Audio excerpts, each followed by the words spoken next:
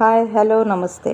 आपण अनेक प्रकारचे धिरडे पाहिले आहोत, पण आज करणार आहोत डाळीच्या पिठाचे धिरडे.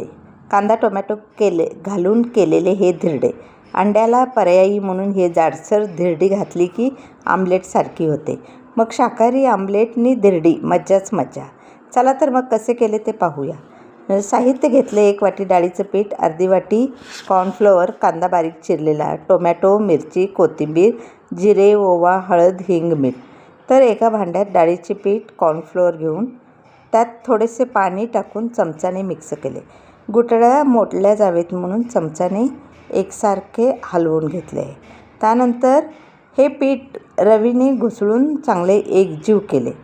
रवीने घुसळल्यामुळे गाठी विरघळल्या जातात. त्यानंतर त्यात कांदा, मिरची, टोमॅटो, कोथिंबीर, हळद, हिंग, मीठ, जिरे, ओवा, हिंग त्यात टाकून परत एकदा मिक्स करून घेतले आहे. चांगल्या प्रकारे हलवून घ्यावे, म्हणजे मिक्स करून घ्यावे. त्यानंतर तवा गरम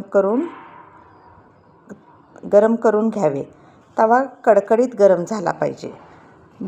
लगेच हे मिश्रण टाकल्यावर जाळी धरली पाहिजे. तव्याला तेलाचा हात फिरवून तवा गरम केला पाहिजे. गरम केल्यानंतर हे मिश्रण थोडे थोडे टाकून पसरून घ्यायचे आहे. थोडे थोडे टाकायचे आहे. त्यामुळे ते मिश्रण गोलसर होईल. चांगल्या प्रकारे मिश्रण ढवळून हलवून मग हे ओतायचे आहे. अशा प्रकारे ही जाळी पडते. गरम तवा असल्यामुळे जाळी पडते आणि चांगल्या प्रकारे भाजून घ्यायचं. सुरुवातीला गॅस मोठा करायचा आहे. त्यानंतर थोडंसं कमी गॅस, म्हणजे मंद आचेवरच भाजून घ्यायचं. मंद आचेवर भाजल्यामुळे ही धिरडी कुरकुरीत होते आणि लवकर काढता येते. लवकर उलथण्याने काढल्यावर सगळ्या गोलसर बाजू सगळ्या निघाल्या जातात.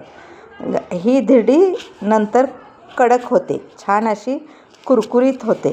गरम गरम धिरडी खूप छान लागते. ही पातळ असते पण कुरकुरीत होते. अशी ही मस्त मस्त धिरडी तुम्ही